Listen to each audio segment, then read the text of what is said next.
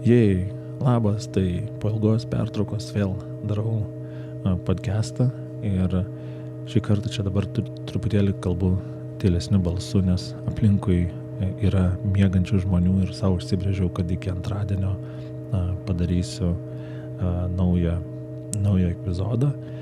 Ir epizodas yra apie ilgiausią kūrinį žmonijos istorijoje ir po to bus interviu su kvantinės fizikos mokslininkė Mažena Mackoit-Sinkevičienė. Taigi pirmiausia apie patį kūrinį. Tas kūrinys yra John Cage kūrinys pavadinimu Organ kvadratu ASLSP arba Organ kvadratu As Low As Possible.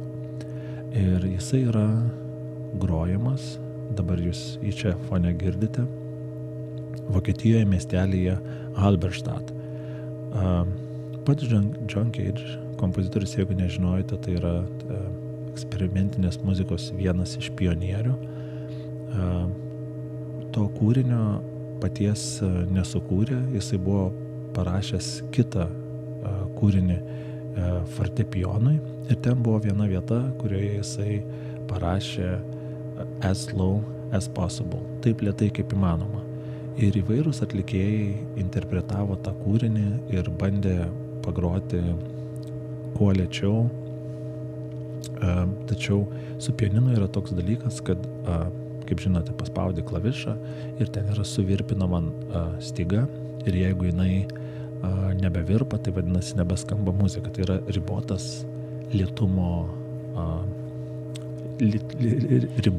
lėtumo greitis. Tuo tarpu, pavyzdžiui, su vargonais, tol kol pučiamas oras, tol jie skamba. Ir po John Cage mirties įvairūs filosofai, muzikologai galvojo, kaip lėtai galima grot kūrinį, kiek metų ilgiausiai galima išgrot kūrinį. Ir vienas John Cage pasiekėjas, Raineris, kuris gyveno Halberstadt miestelyje, nusprendė, kad reikia tenais groti Johno Cage'o kūrinį. Ir iš pat pradžių buvo nuspręsta, žinoma, kad reikės groti su vargonais, nes Halberstadt miestelis yra ypatingas tuo, kad tenais buvo sukurti pirmieji vargonai su modernia klaviatūra, tokia kokia yra dabar 12 natų klaviatūra. Tai kad reikės padaryti instaliaciją, kur bus nuolatos pučiamas oras ir tie vargonai skambės visada, kaip dabar girdit, ir ten žmonės gali ateiti paklausyti 7 dienas per savaitę, visą mėnesį tų akordų, tos muzikos. Tačiau sprendė, kiek laiko reikėtų groti tą kūrinį. Tai tada bemąstydami priėjo prie idėjos, kad kadangi buvo 99 metai, o daug kas sakė, kad čia 2000-ieji galbūt tenais apokalipsė arba šiaip ten viskas persikrauna, tai buvo nuspręsta, kad reikia iš 2000-ųjų metų atimti tada, kada buvo sukurti tie akordai, vargonai, tai yra 1361 metus ir gavosi 639 metai. Čia dar reikėtų pataisyti, kad būtent 639 metus planuoja groti, o ne 635 metus, kaip sakiau tam interviu. Tai pradėjo groti 2000 metų rugsėjo 5 dieną per Johno Cage'o gimtadienį ir pradėjo groti, truputėlį skamba ironiškai, nes iš tikrųjų tai 1,5 metų buvo pauzė. Paskui, kaip yra aprašyta, kad 2006 metais buvo intensyvus laikas, nes reikėjo kelis kartus pakeisti akordą per tą patį laiką. Tai ir, kaip sakiau, yra planuojama, kad gros iki 2639 metų. Tai aš iš pat pradžių, kai sužinojau apie šitą dalyką ir pasakiau draugams, tai pagalvojom, kad čia bus visai geras pokštas nuvažiuoti ir ten, kai visi važiuoja klausytis muzikos, tenais grupių, į festivalius, o mes nuvažiuosim pasiklausyti, kaip yra keičiamas akordas. Ir galvojau, kad ten bus kažkaip taip viskas labiau ant bajerio, bet iš tikrųjų, kai nuvykom, tai viskas buvo labai rimta. Aš net buvau užsirašęs į spaudos konferenciją, bet nieko nesupratau spaudos konferencijoje, nes jinai vyko vokiečių kalba.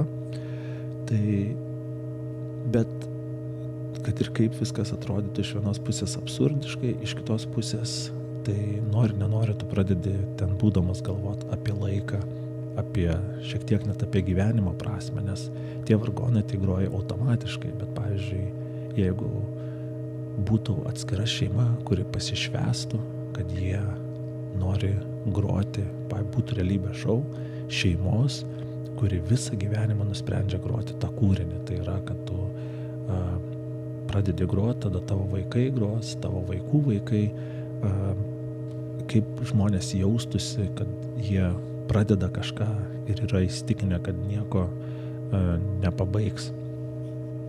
Tai tenais pasižiūrėjus visai buvo šiaip linksma ir vietomis net vėlgi taip absurdiška, kad tiesiog žmonės susirenka iš viso pasaulio, tiesioginė ta žodžio prasme, pažiūrėti, kaip yra keičiamas akordas, bet tuo pačiu aš kažkaip permąsčiau, kad nėra labai svarbu, dėl ko tu susirenki. Svarbu, kad žmonės susirenka ir bendrauja, dalyjasi tam tikrą informaciją tarpusavį ir tas turbūt yra žavu. O su muzika yra toks dalykas, kad jinai labai dažnai yra tokia labai konservatoriška, kad naujovės į muziką tikrai nėra, kad labai lengvai skverbiasi. Ir dėl to visos tos man naujos formos yra, arba senos formos ir ieškojimas tų formų yra labai įdomus. Ir būtent tai buvo priežastis, dėl ko aš nusprendžiau pakalbinti mokslininkę, nes man atrodo, kad labai dažnai tarp žmonių, kurie kuria meną ir yra mokslininkai, yra kažkoks bendras pradas. Tai tiesiog tiek tokia trumpa mažytė prakalbėlė, o dabar galėsit pasiklausyti akordo iš įvykio vietos prieš patį keitimą, po to bus akordo pakeitimas, vėl galėsit pasiklausyti, tada bus John Cage monologas, tai, ką jisai mano apie tylą. Aprašyme įdėsiu dar vieną tokį straipsnį, paskaityti apie tą jo kūrinį tyla, ir po to bus jau interviu su Mažena. Tai gero klausimo ir iki kitų kartų. Welcome everybody to Halberstadt for the chord change, the 6 feet chord change. The next 5 minutes we will listen to the sounds. Please be quiet, just relax and listen. Afterwards we will do the chord change.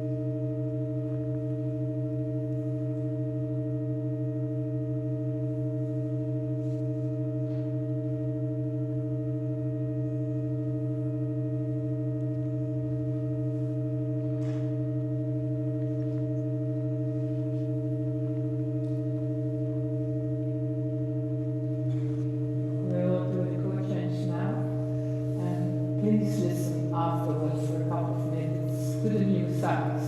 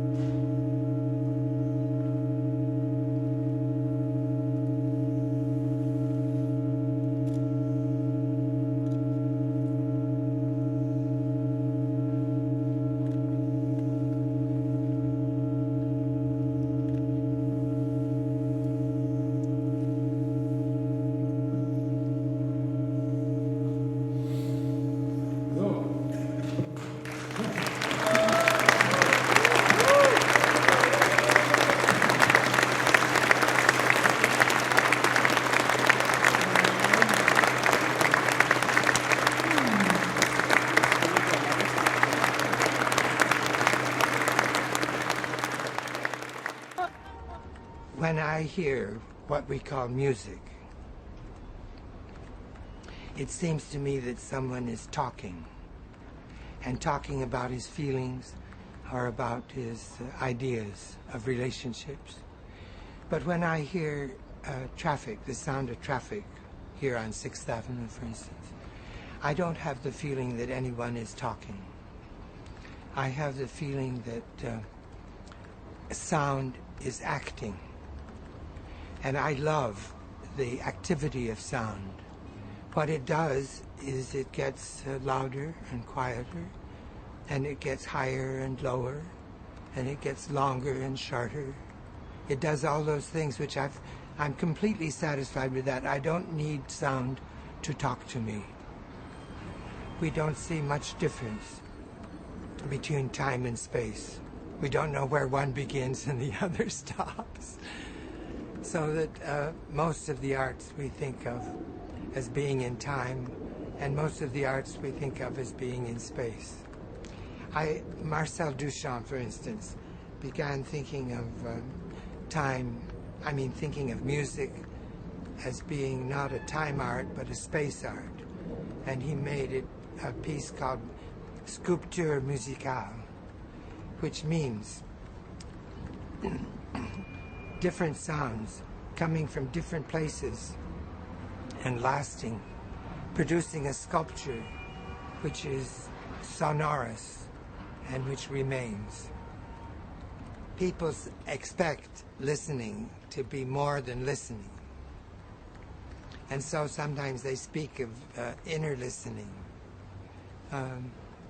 or the meaning of sound. When I talk about music, it finally comes to people's minds that I'm talking about sound that doesn't mean anything, that is not inner, but is just outer. And they say, these people who understand that finally say, you mean it's just sounds? Thinking that for something to just be a sound is to be useless. Whereas I love sounds just as they are. And I have no need for them to be anything more than what they are. I don't want them to be psychological. I don't want a sound to pretend that it's a bucket, or that it's a president, or that it's in love with another sound. I just want it to be a sound. And I'm not so stupid either. There was a German philosopher who's very well known, Immanuel Kant, and he said there are two things that don't have to mean anything. One is music, and the other is laughter. Don't have to mean anything, that is, in order to give us very deep pleasure. You know that, don't you? The sound experience, which I prefer to all others, is the experience of silence. And the silence almost everywhere in the world now is traffic. If you listen to Beethoven or to Mozart, you see that they're always the same. But if you listen to traffic, you see it's always different. Labas, Mažena. Labai faina, kad sutikai su manim susitikti ir pakalbėti. Tai gal pradžiai gali pasakyti, kur mes susitikom? Tarsi mano antrose namuose mes susitikom. Visų pirma, Domai, ačiū labai už kvietimą. Taip, ir už įdomią temą, kuri nusimato šiandien. Mes dabar esame Fizinių ir technologijos mokslo centre Saulėtekyje, 4 aukšte. Ir tai va, tai aš galvojau iš pradžių tiesiog papasakosiu, kodėl apie tave pagalvojau ir kodėl nusprendžiau tave pakviesti į šitą pokalbį. Tai vasario mėnesį aš buvau John Cage As Slow As Possible kompozicijos akordo pakeitime. Viskas prasidėjo nuo to, kad aš sužinojau seniai kažkada, kad Vokietijoje yra toksai mažas miestelis kažkur, kur yra grojamas ilgiausias pasaulio kūrinys. Ir kad ten kas 2 metus susirenka žmonės, ar kas 2, ar kas daugiau, kad pažiūrėt, kaip yra keičiamas akordas. Nes ten su vargonais groja visada ir aš tada galvoju, labai geras bajeris, nes žmonės susirenka ne muzikos klausyti, o tiesiog pažiūrėti, kaip yra keičiamas akordas. Tai aš ten buvau nuvykęs ir tai yra toks Vokietijoje miestelis, Hafenstadt, net nežinau tiksliai, dabar vis tiek neišmokau, kaip jį ištart. Ir tenai ir 2000 metais pradėtas grot kūrinys ir jį gros 635 metus su vargonais. Ir, ir kiek laiko jau? Įgroja nuo 2000-ųjų. Ir aš šiaip pagalvojau, kad toj visoje kelionėje ir tada tą akordo keitime ir taip toliau, kad labai įdomus čia yra įdomi labai laiko perspektyva. Nes 635 metai, tai čia yra žmogui irgi nelabai suvokiamas laikas. Ir tada pagalvojau, kadangi 635 metai yra labai daug laiko ir labai didelis laiko tarpas, ir tada galvojau, kad labai būtų įdomu pakalbinti šiuo atveju mokslininkę, kuri tyrinėja labai mažus dalykus. Nes tu tavo sritis yra kvantinė fizika. O tuo pačiu, koks man atrodo panašumas tarp John Cage kompozitoriaus ir kvantinės fizikos, nes dabar tiek visur vis labai dažnai galime girdėti apie kvantinę fiziką, kad čia kvantinė fizika, kvantinė fizika, ir yra labai daug tokia populiarioji visur, labai yra daug jinai apipinta visokiais mitais. Čia visos ten Šriodingerio katės, ten kelionės laiku ir taip toliau. Tuo pačiu John Cage muzikoje irgi yra panašiai apipintas įvairiausiais mitais, nes jo vienas populiariausių kūrinių yra 4 minutės 33 sekundės tylos, kur tiesiog jisai surenka orkestrą, pavyzdžiui, ir orkestras ateina, pasiruošia, dirigentas pakelia ranką ir tada visi tyli 4 minutės 33 sekundės. Ir nes John Cage'o kaip novatoriškas dalykas buvo, tai čia avangardas. Taip, kad neegzistuoja absoliuti tyla. Ir kad žmogus dažnai, kai tikisi muzikos ir tada jos negauna, jisai pradeda pats kurti muziką ir tada sakydavo, kad jeigu tuo metu, kol neva yra tyla, ten pradeda vaikas verkti, tai irgi yra muzika. Ir man tada įdomu, kaip tau apskritai yra šitas požiūris, kad kai tu lendi labai mažus dalykus ir labai dažnai atrodo, kad tie maži dalykai yra ant tiek maži, kad jie net nebetenka prasmės truputėlį. Bet tai yra visa ko pamatas. Aš dabar bandau įsivaizduoti auditoriją, kur 4 minutės 33 sekundės, taip, visiškai tyla, bet kaip ir netila. Ir ta jo citata priverčia susimąstyti ir dabar aš suprantu, kodėl tu pakvietei mane. Taip, visata, galime sakyti, nekenčia visiškos tylos. Aha. Nėra, kaip mes įsivaizduojam, absoliutus vakuumas ar tyla, tokio dalyko kaip ir nėra. Visą laiką kažkas vyksta, įvykiai, tai kaip paminėtas tas vaiko verkimas ar kažko atotrūkis, atokvėpis. Kosulys, kaip būna visada. Taip. Visada kažkas vyksta ir ko vakuumas yra idealesnis, to tų įvykių bus žymiai daugiau. Dalelės susikuria ir pradingsta, jos pasiskolina iš to vakuumo energijos ir mažą laiko tarpsnį dar pagyvoja, išnyksta tos virtualios. Tai jeigu mes taip interpretuosime, tai čia vienas iš gražiausių gal tokių būdų perteikti kvantinę fiziką. Aš privalau užsirašyti šią pavardę. Aha. Taip, nes iš tikrųjų aš galiu netgi eiti, jeigu tave domintų apie tą vakuumą, taip, yragi tie efektai rodyti, kad iš tikrųjų visą laiką kažkas vyksta, ne? Olandų fizikas, dabar kada tiksliai nepasakysiu, man atrodo, 58-aisiais gal bandė įrodyti tą efektą, po to jo vardu pavadintas buvo Kazimieras ir vardas jo neatsimenu.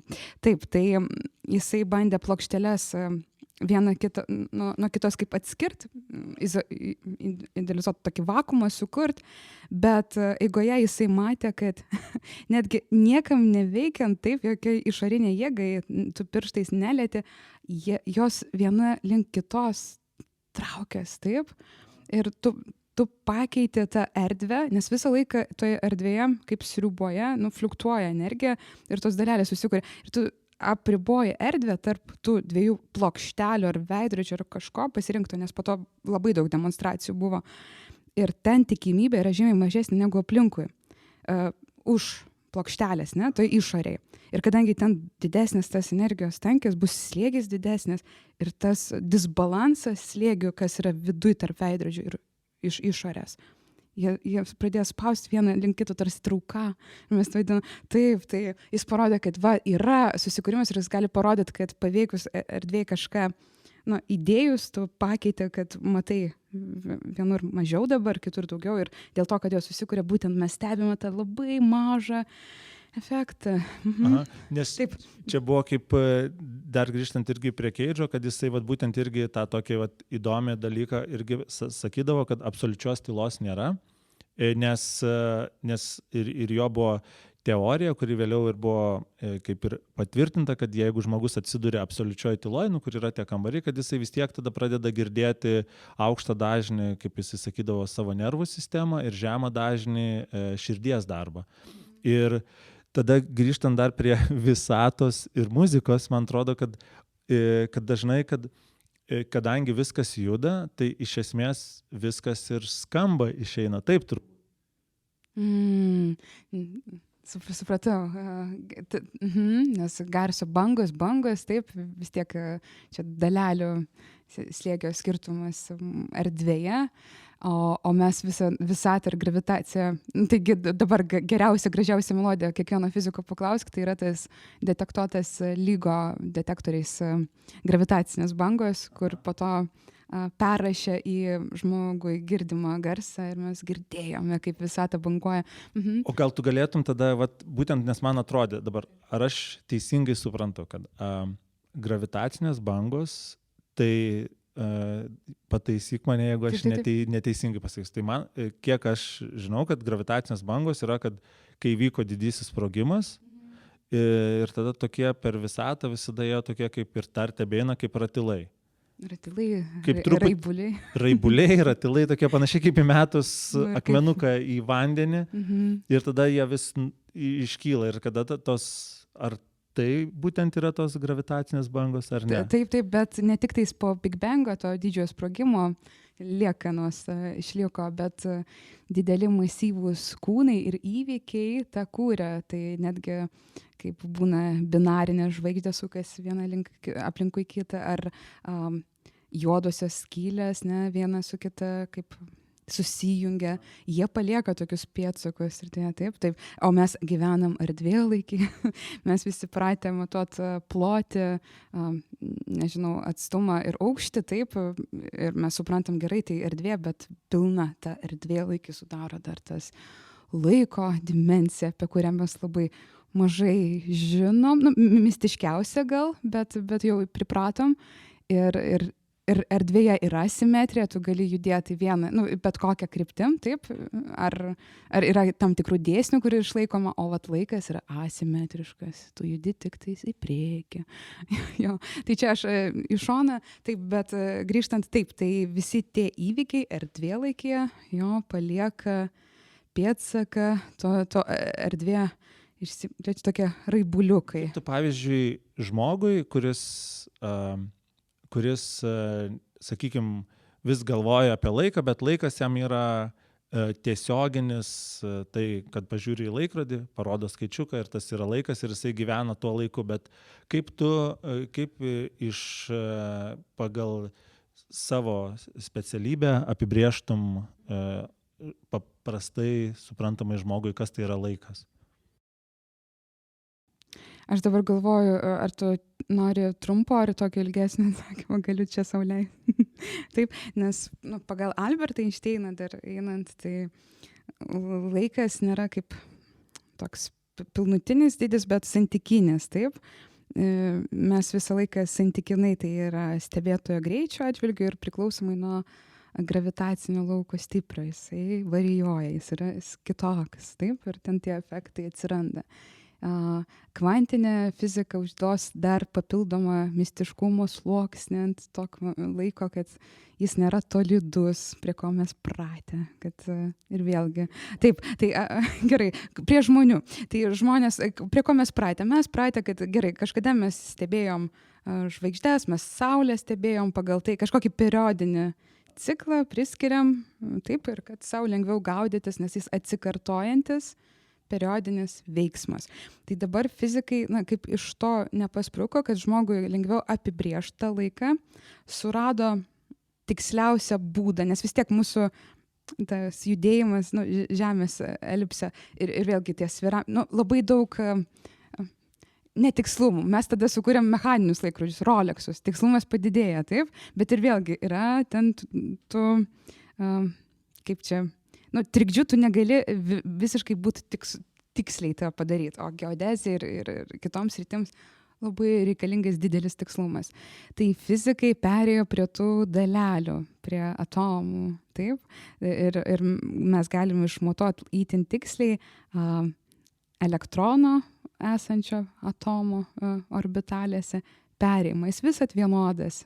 Jisai grįžta, sužadini atgal grįžta, ir tas dažnis išlieka. Tai yra mūsų standartas buvęs, taip, ten Cezio ar Rubidžio atominiai laikrodžiai. Aš dabar truputėlį dar pertrauksiu, nes man atrodo, kad labai įdomu yra, aš būtent panašiai ir tikėjaus, kai pakviečiau tave pokalbį, bet manau, kad labai daug žmonių net elektrono ar ten šito elektrono ir brandolio, ten kaip minėjai, orbitalė, labai pasiklys jau. Neutralus ir tu sužadini. Ir jis ilgai taip nebus, tai didesnės energijos būsenos, jis nori būti ir vėl stabilus ir ramus. Tai jis grįžta atgal, tu jį iš pusiausvyros išvedi, grįžta atgal. Ir mes tą galim matuoti. Ir dabar aš dirbu prie to, kad labai daug atomų kartu apjungus, privertus juos dirbti išvien, su lazeriais sugavus, galima dar tikslumą padidinti ir dar apeit kvantinius mechanikos dėsnius. Bet grįžtant dar prie laiko, va dabar mes su tavim kalbam apie tą reliatyvumą laiko, nes tą savoką mes savo įsivedėm kažkokiam atsikartojamumui, matot, kiek kartų tas atsikartoja ir mes lengvai galim, praėjo tiek ir tiek tu atsikartojama. Praėjo 24 valandas. Pavyzdžiui, taip.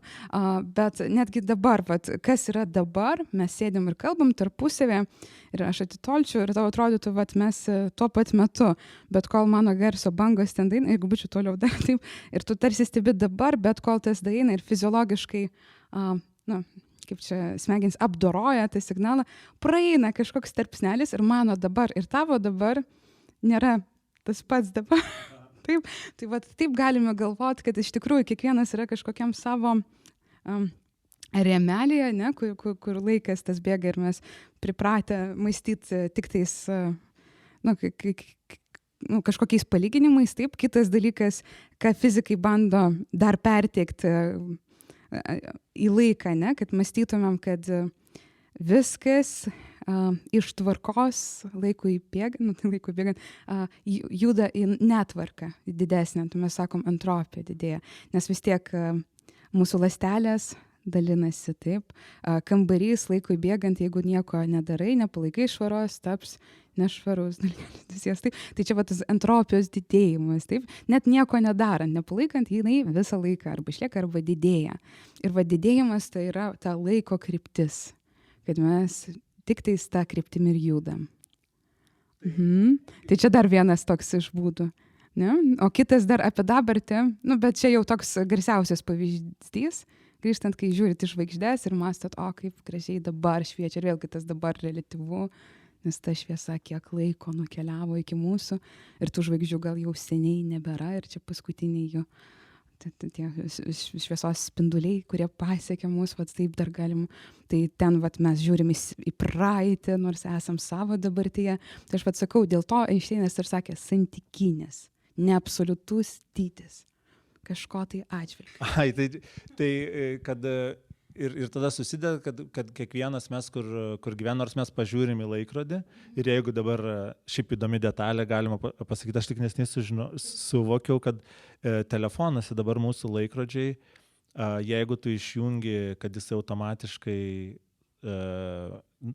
iš interneto kaip sakyt, susikalibruotų, kad būtų pastovus laikas, jeigu išjungi ant mobilaus telefono, tai laikas, po kurio laiko telefono laikrodis pradeda rodyti nebe tą laiką. Kuris irgi labai man buvo toksai lengvas šokas, nes jau atrodė, taigi jau skaitmeninį, jau viskas turėtų būti tikslu, bet nėra viskas tikslu ir tada labai įdomu yra, kad būtent ir visiems tas laikas, visiems žmonėms yra skirtingas, turbūt, taip išeina. Taip. Ir tada net, o tai kaip pavyzdžiui, apibrėžtum tada, jeigu laiką, jeigu, sakykime, mes neturėtume laikrodžio, ar kaip tada būtų, ar skaičiuojamas laikas, ar visatos kaip yra, Ai, nes ir visatos laikas, dažniausiai klausia, tai Mažena gerai, o tai kaip mes nustatom? Tai mes visgi tos teleskopus siunčiam, renkam tą šviesą, taip, iš seniausių žvaigždžių, iš seniausių užkampelių visatos. Ir tada, kai jau toliau nebegalim, mes, kaip čia, interpoliuojam, taip, tas pagal tą modelį ir iki to taško didžio sprogimo pagal tą. Tai dabartiniai skaičiavimai taip parodo, nes mes įskaitom, kokiu greičiu jį plečiasi, tolsta nuo mūsų, taip ir taip toliau. Ir dabar Domai pakartok savo klausimą. Tai mano įdomumas tame, tai klausimas, čia Ai, kad nebuvo jeigu klausimas, nebūtų laiko matavimo, nebūtų... kaip mes tai vis tiek žmonėms reikalingas funkcionuoti kaip socialiniams būtybėms, mes norim vieni su kitais ar komunikuoti, susitikti ir žinoti, kas kada. Tai ir vėlgi grįžtume prie standartų, buvogi ir smėlio laikrodžiai, atsiminkit, saulės laikrodžių, kiek mes turime Šiauliuose, pas mus vienas tokiu gražesniu nuvykite ten, o Klaipėdoje yra ten laikrodžių muziejus. Tai kol iki mechanikos, tai ir vėl ieškotume to, kas atsikartoja. Tai tikriausiai diena, naktis atsikartoja, tai tada vos tik saulė pamatai, susitinkam. O tai kada buvo laiko pradžia?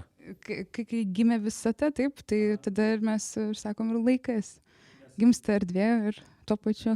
Nes vėl man yra įdomi paralelė ir vėl grįžtant ir prie muzikos, kad dėl ko aš matau paralelės tarp muzikos ir mokslo, kad mano požiūrį daugeliu atveju, ir ne tik mano, muzikoje nieks iš niekur neatsiranda.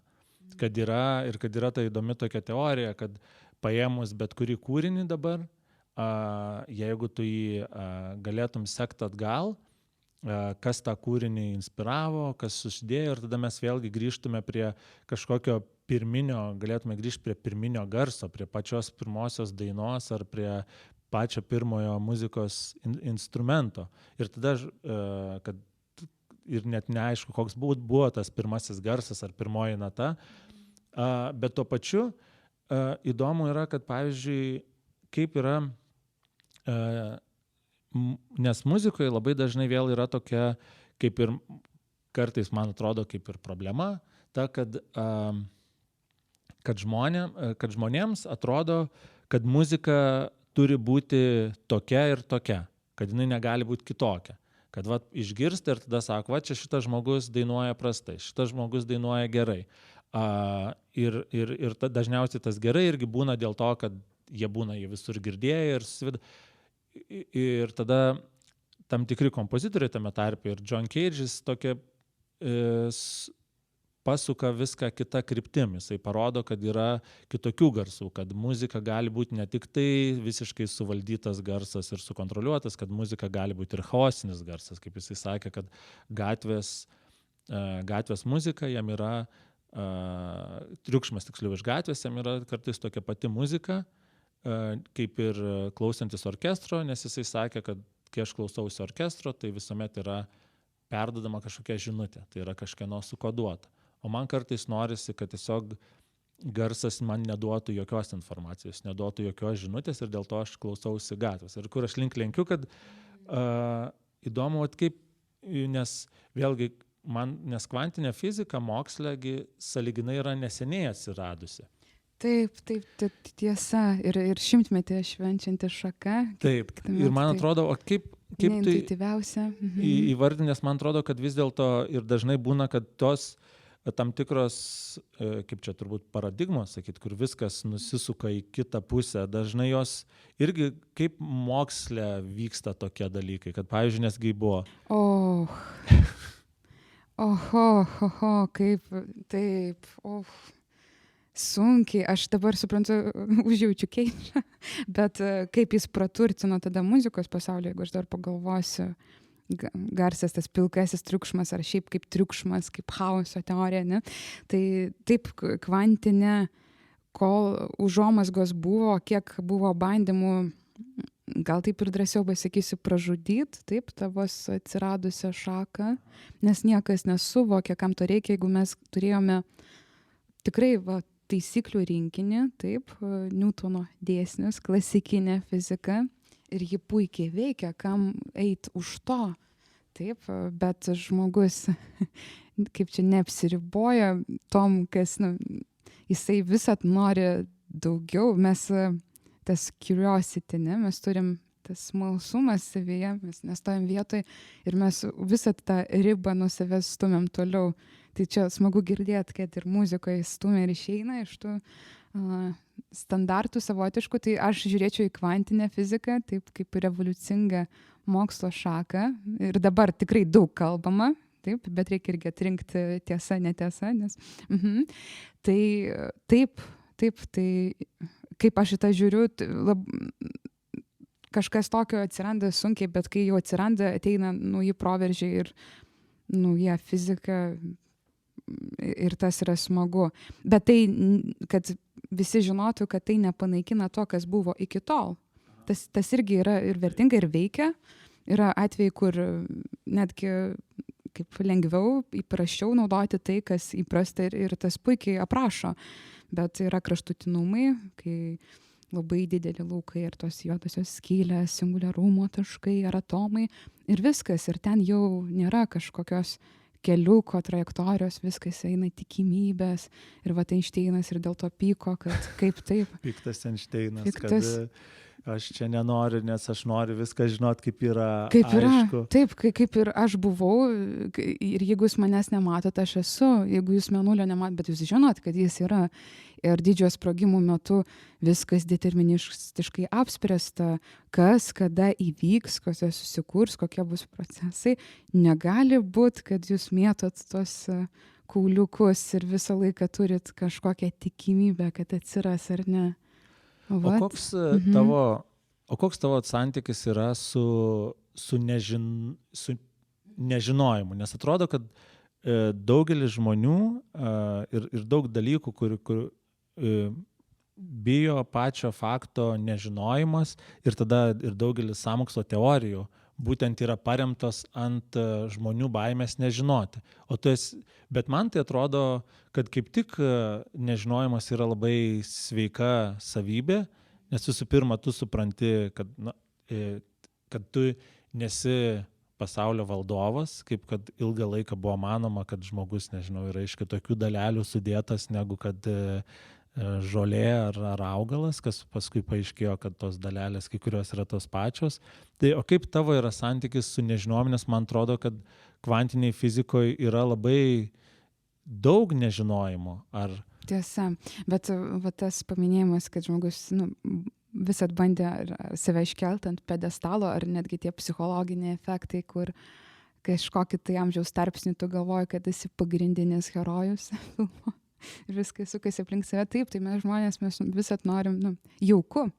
Taip, bet aš manau, jeigu mes viską žinotume, ir nebūtų baisu, mums taptų nuobodu. Taip, būtent, nes... O kas tada? Taip, nes gerai, pati evoliucija ir viskas, bet aš po to grįšiu, primink man tą klausimą, bet čia labai užčiopėjai aukso gyslą, kad gerai yra stabilumo taškas pusiausvyra, bet tada jokio veiksmo, visa dinamika, evoliucija, gyvenimas verda vien dėl to, kad mes iš tos pusiausvyros esam išjudinami aplinkos, va tas nežinojimo kažkokia iš komforto zonas, taip, bet tas pats su dalelėmis ir procesais, ar pakaitinė, ar pašvietė, išvedi ir tada jinai evoliucionuoja sistema ir tu gali kažką nuveikti. Ir žmogus taip evoliucionavo, taip. Tai o dabar primink. Klausimas dėl nežinojimo, kad kaip, kadangi kai daug nežinojimo kvantiniai fizikoje. Ar tai nestabdo? Tai reiškia, kad mes turime labai daug darbo ir tas džiugina. Bandymas išsiaiškinti, o kas ir kodėl, ieškot kažkokias teorijos, kurios pasitvirtina. Taip, tai ir sakiau, kad neintuityvu, bet jau ateinam prie to laikmačio, kai išmokstam ant popieriaus kažką suskaičiuoti ir pabandyti su dalelėmis pažaisti ir gauti tą rezultatą, kurio norime. Tai tas dabar ir vyksta, kad mes jau kaip ir perprantam kai kurios dalykus, taip, kurios galima panaudoti. Tas yra smagu. Tai tas pagrindinis žaidimas turbūt dabar ir vyksta. Tada užuomazgos buvo, kad idėjos, kurios tiesiog sprogdino smegenis, taip pavadinsim, kad viskas, dalelės ir bangos, kad niekad nieko tiksliai nežinosit, nors ir turėtumėt geriausius matavimo prietaisus, net tas liniuotes, bet ne, visada yra kažkokia paklaida. Čia yra gamtos širdyje, fizikos dėsnių užrašyta, amen, nepakeisit. Taip, bet fizikai, bandom, kaip, tai aš tom ir užsiimu, kad šiek tiek pavarijuot kažką. Taip, tai čia vienas iš tyrimų mano buvo, būtent tam skirtas. Bet ir grįžtant prie tos nežinojimo, taip, tai tos idėjos. Ir per tiek laiko jau susigulė, gerai, jau suprantam, jau žinom matematinį aparatą, jau sukūrėm ten labai geriausius pasaulyje lazerius Lietuvos, tai, ir kurie yra laboratorijos ir jau su tom dalelėm dirba, kūrė tos sensorius, tai jau išmoksta ir jau panaudoja. Ir aš sakyčiau, kad kuo daugiau išmoksti, taip, ir bandai, ne kaip Edisonas, tuščiai, bet kryptingai visas pasaulis. Tai po truputį mes žinom, bet ar mes norim viską žinoti? Taip, žmogus visada nori visų atsakymų, bet tom ir graži gamta, jinai visada mums duoda naujų uždavinių. Naujų paslėpimų. Tai ir dabar dar 2 paskutiniai klausimai, atsidusai labai, kaip man susidėt. Tai man yra vėlgi, grįžtant ir prie muzikos ir prie mokslo, yra labai dažnai toks įdomus dalykas, kad daugelį žmonių atrodo, kad tuo metu, kai tu supranti tą dalyką, jisai nebetampa toksai žavus. Pavyzdžiui, kad tu jeigu pradedi išmanyti muziką, tau pradedi suprast, kaip veikia dermės, kaip veikia harmonija, kaip veikia ritmas, tau neva muzika turėtų pasidaryti nuobodi.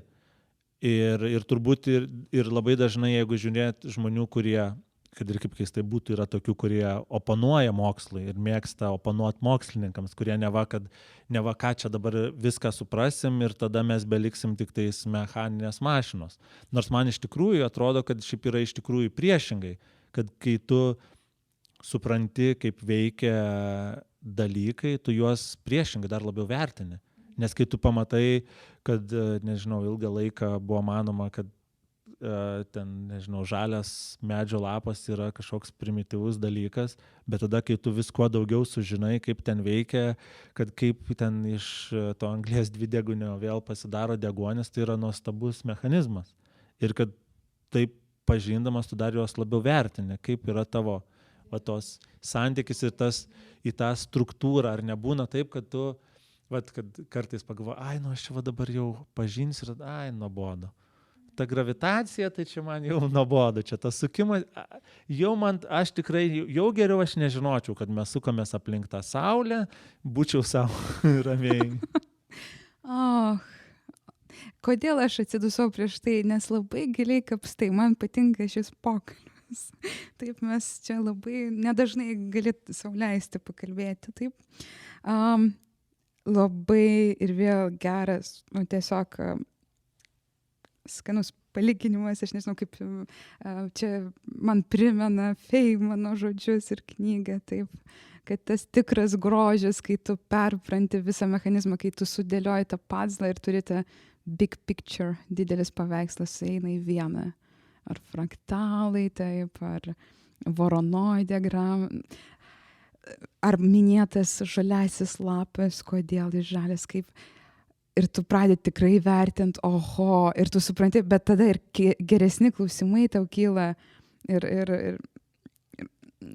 Aš be galo mėgstu šį procesą, vat, ir už nieką nenorėčiau netekti to, taip, nes gerai minėjai, taip, yra oponuojančių mokslų ir būtų lengviau taip gyventi, ne, bet taigi toks grožis paslėptas, tikrai visose skalėse, dimensijos pradedant gerai išorinis, bet tu gali dar į vidų ir ten vis gražiau ir gražiau, tie mechanizmai, tai tikrasis toks grožis gamtos. O galėtum įvardinti kažkokį dalyką savo, kur kaip mokslininkės, kad kai sužinojai, ar kai pavyko atrasti ir galvojai, ar yra toks kažkoks, kur topteli galva, kur kad ir tada galvoju, tai čia taip. Tai čia taip. Aha, taip, tom darbas ir žavus. Šitie nevyksta dažnai, bet ačiū labai, kad vyksta, taip. Kai užsitarnauji, po to vertini, taip, tai buvo. Vienas iš tokių, tai net parašiau po to poezijos tokį kūrinį Odė Anglijai. Nes mes ilgai nagrinėjom, kaip čia bandėm išsiaiškinti, kaip Sherlockai Holmesai ultravioletinės, kvantinės šviesos šaltinį, kasgi atsakingas. Ir įvairios kombinacijos buvo ten tokia. O ultravioletinė čia yra ta neoninė? Ar ne? Toliau, taip, mažesnių energijų, taip mes saugomės nuo ultravioleto, taip dažniausiai.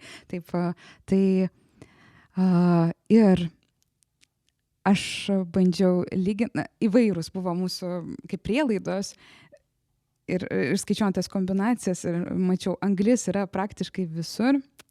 Taip, tai čia vienas iš intuicinių kaip čia žingsnelių buvo, o kitas, kad visgi kaip ir žmonės mėgsta panašius į save, taip ir anglis be galo mėgsta anglį ir jie susėda poromis, nes visą tai man sakydavo, taigi žiūrėk, tvirčiausi yra, kaip tik atskiri, boro nitridas prilygsta. Ne, tai prisiminkit deimantą. Aš bandžiau kažkaip tarp įvairių sluoksnių pražiūrėti ir taip, tai buvo atsakymas, kad yra pora, kurie susėda tiksliai kartu ir jie padaro tos lygmenis, tarp kurių perėjus šokus mes galime stebėti tą kvantinę šviesą. Tai buvo smagu, taip, nes čia ir vėl intuicija šiek tiek, aš nežinau, ir vidinio, kaip ir žmogiškųjų čia ateina. Tu ne visada esi kaip mokslininkas, bet kaip ir žmogus bandai kūrybingai prieiti, taip, kas ten kartais iš tos dėžės ištrukti ir pažiūrėti kitaip. Aš daug pavyzdžių sakau, kad ir net nepavykę eksperimentai ir teorijos būna ir eureka, aš buvau įsitikinęs, kad turėjo būti taip.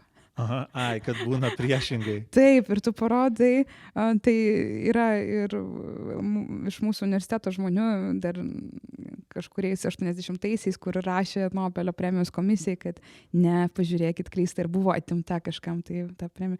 Tai ar buvo kvestionuojama ilgai, kad permatavimai taip. Tai tas yra smagu irgi, kad nevykęs bandymas irgi yra gerai. Tai yra kolegų, kur pamiršo išjungti lazerį, išėjo. Ir taip šviesa prikaitino puslaidininkinį vandenį, kad jis pradėjo dar geriau šviesti. Tu gali dirbti valandas, taip, o kartais reikia kūrybingai padaryti pertrauką iš šono, vat, arba klaida, o kiek klaidų dėka gimė mokslo idėjų, čia šis yra atskira graži tema, atsitiktinumų tokio. Taip, tai vat, ir man paskutinis klausimas, ir šita tema yra iš dalies ir susijęs ir su klaidomis, ir su to mąstymu iš dėžės, jisai kaip būna, iš išėjimų, už tam tikrų ribų.